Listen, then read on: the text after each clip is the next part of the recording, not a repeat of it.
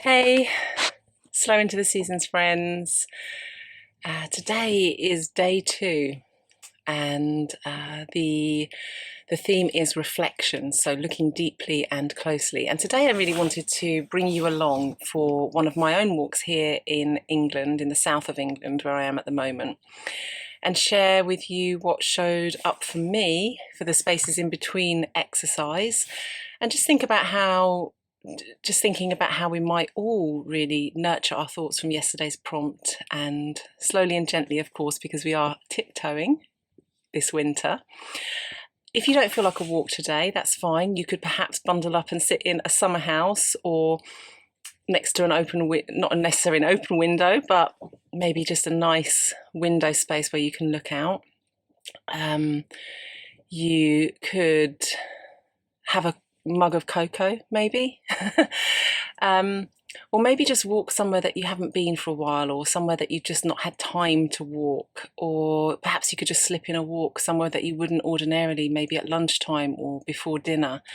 So I think the thing is today is just to remember that we are all worthy of this time for ourselves.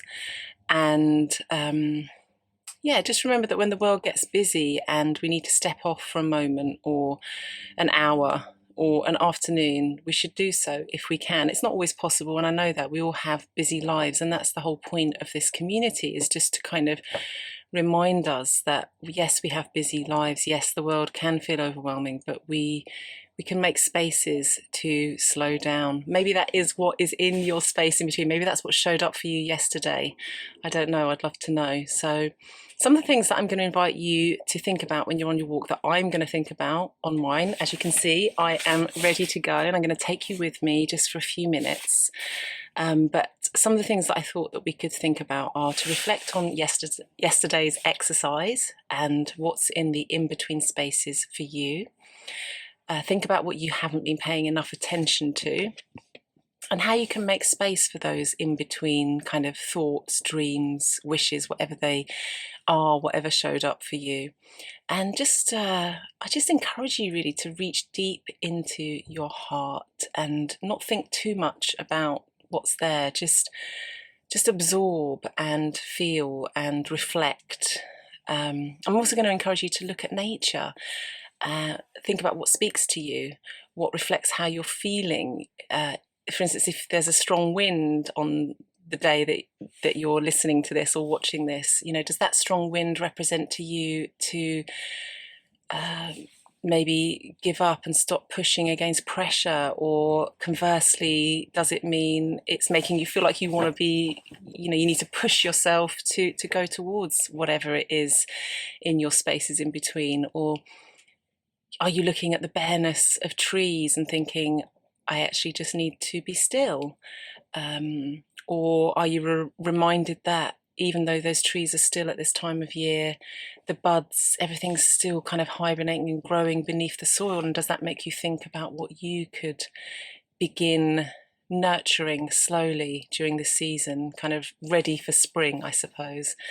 And just think about what nature can teach you about those in-between spaces that are looking for your attention, that sometimes we just don't have the time to give. And this is your time. This week really is an opportunity for all of us to just take a step back and bring half an hour into each of our days to just be and explore, come within ourselves, and see what's there, see what's hiding, see what needs a little bit of sunshine. And I've got glorious sunshine today. I've had to close the blind. Look at that. Oh, hallelujah. It's been rain here in this part of the world. So I am thrilled that today it is sunny.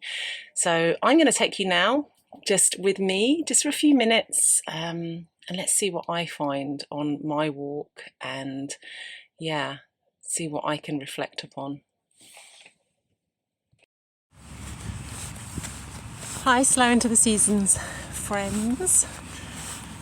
Just thought I'd bring you out. This is take two. When I tried to do the walk the other day after I did the first bit of the recording, it was so windy, and none of it came out. So I'm just going to do another walk and talk and see if I can remember what I was nattering about. Anyway, I hope you're all well.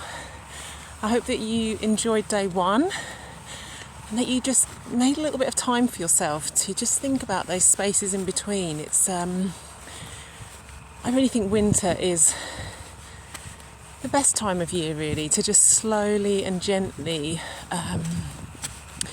give ourselves a little bit of time to acknowledge where we're at, what we might need. For me, January is not the time to make big, grand resolutions, but instead to maybe just softly consider the things that I might be working towards. I'll just show you quickly my little walk here today, which is just in the fields here, and I love this oak tree. I always, when I'm here in this part of England, I always like to come, and sometimes in the summer actually, I come and lie under this tree. I've seen a beautiful little owl here a number of times. You can see it actually got hit by lightning, which is quite interesting. Yeah, it's interesting because maybe that's one of my little signs that I'm seeing in nature today. I'm sitting crouching underneath this tree because after the other day when everything was so windy, I'm so paranoid. I always say I'm going to walk and talk with you, but it always ends up with me sitting and talking because maybe it's just better sound.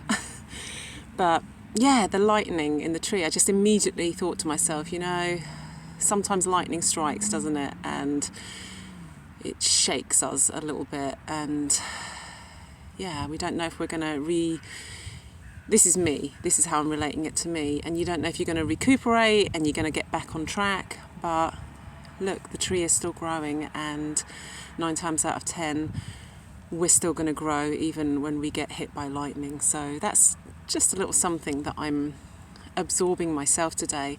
I'm so intrigued to know what you on your walk will, just see in nature that will make you think, yeah, I could relate that to something in my own life, and it could be anything. So just when you go for your walk today, think about that. But yeah, today I've given you some thinking points. And I think the first one is just to really reflect on the exercise, the journaling exercise that you did yesterday, and think about those spaces in between. Think about what showed up for you. What was your word? My word was fun. And I tell you where that stemmed from. It was really interesting for me. Every year I like to get a diary, and every year I sit with that diary and I transfer all the birthdays and all the major things and put anything in that's coming up for the year. And I was shocked to look at my diary for last year. And I was shocked because I realised that I had so much in there. Like, there was just lists upon lists, and I love a good list. I don't know about you, but I love a good list. It's the only way I can get through the day most of the time. But the list making was, bordering on obsessive. And I think it was because I was creating so much. So I was teaching yoga, I was writing these courses, I was writing articles, I was teaching kids writing, and it's no wonder that I got to kind of November. And for those of you that are in my yoga classes and have been on my previous courses, you'll know that I decided to press pause on everything because I was just overwhelmed. And then I lost my dear Miller. So for any of you that are new here, you'll notice occasionally when you see my doggies, or dog now, running around in walks and talks, we're one dog less. Beautiful Miller was nearly 18. She had a fantastic life. She was with us every step of the way on our travels. And she had as peaceful a death, really, as you could wish for. But the gap that she leaves is achingly huge. And for anybody that doesn't have pets, I don't think that it's hard to convey. I think sometimes in society it's not frowned upon, that's the wrong way to say it, but it's perhaps not deeply understood, the loss of a pet. It really has torn us up, and of course, we move on and we think of her fondly. But even on New Year's Day, I did a big long walk with my family, and I cried most of the way around because I just missed her so much. 18 years of having my little pal next to me, But you'll see, if you wanted to go on to the Slow Into the Seasons Substack, you'll see that I wrote a long post about that grief, or grief in general, so maybe you'll want to check that out. But anyway, that just, looking at my diary, I thought, no wonder I imploded. So this year, I decided that I'd have a word, and my word would be boundary, because I feel that it kind of weaves its way into everything that I do and create. Just create boundaries for myself, with people, with creating, and also don't have a plan. Just be, Alice. That's what I keep telling myself. Just be, go with it. And I think fun was my word that came out with the spaces in between on yesterday's exercise. And I need to have less lists and things to do and more spontaneous fun. So I am going to be actively continuing with the journaling prompts and this course to really see how that can look for me. And for instance, I really love my chanting practice, which I do each morning, and I've been doing that for a number of months now, and I've just fallen in love with it, and I'm like, this actually makes me happy, so I'm going to go for it. And I now have a harmonium and I didn't see that coming, and I am loving it, and for me that's fun. So I'm just trying to think about how I can bring more fun into my life. So I'm always so interested to know what's going on for you, because that's the whole thing, that's the whole reason that I create this Slow Into the Seasons community, to build a community of people. We're all on this journey, our journeys are different, but there's like a thread. I think I've said that in one of the recordings this week. There is a thread that joins us, that desire to slow down even just a little bit, just to notice our dreams. Yeah, it's not about slowing down necessarily to slow everything in life, but just to slow enough to pay attention to things that matter to us. I thought I'd walk a little bit. Just slow down enough to pay attention. And I wonder what your word was yesterday. Please do share in the chat, or if you're doing this course independently of the Slow Into the Seasons community, send me an email. I always love to connect. I'm always thrilled to connect with like-minded folk. Share pictures of your walk. Here's another beautiful vista and tree on my walk. And sometimes I think winter, and here these lovely sheep, which make me think sometimes it's easy to go with the flow, isn't it? It's easy to go with the flock. But actually, sometimes we need to just follow our hearts and break free from that. When I say that, I mean, we can't always know what the answers are. We can't always know what's going to happen. We have to be open to what life has in store for us. And I think that's what I'm thinking about when I'm thinking about fun. Alice, you can't plan everything, you can't have a list for everything. I've even adopted that in my yoga classes. I did my first yoga class of the year last night. You are all welcome to come and join. You can email me and I'll send you the details. But I do a drop-in Wednesday evening Zoom class at the moment, just a very gentle seated breathing and meditation practice. But I did my first one last night, and I didn't have a clue what I was going to do, other than I knew what meditation I was going to lead. And it felt really a little bit scary, but also really liberating. So looking at these sheep just bombing it just makes me think, break away from the herd. Or perhaps I should say break away from, I'm just going to stop for a minute. Just break away from, always knowing what direction I'm going to be running in and what I'm going to be doing. Just be free with it. So maybe that resonates with you. I'm not sure, but if it does, let me know. And I guess for me that means tuning into your heart. So I just invite you all today to walk, reflect, tune into your heart. And even if you don't know the answers, which, let's be honest, do any of us really,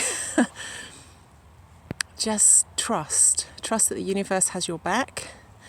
Trust that there is a reason for what's happening in your life right now, good, bad, indifferent. And just trust that if you make the space to pay attention to those things, that, yeah, it's going to be good. So I think that's going to conclude. Oh, I'm going to walk myself back now to my little off-grid caravan, which I've been very grateful because we've had some sun the past few days. It's been quite a tough winter here, trying to generate power, collecting water in the driving rain and the gale force winds. But as I stand here now, there are times when I think it brings us closer to nature and it makes me feel more connected. So that's a positive thing. Anyway, yeah, I'm going to sign off. I really hope that you are enjoying things so far. I hope you're going to enjoy the next 3 days. I thank you from the bottom of my heart for being here. I'm just so grateful for you. I think that in life we have to find like-minded folk that we can create community with and just connect with. And that's who you are to me. And you are here.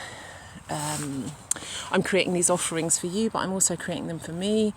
And your presence of wanting to slow down a little bit, of wanting to connect with nature, of wanting to find time for yourself to practice yoga or whatever it is, the reason that you're here is that also in turn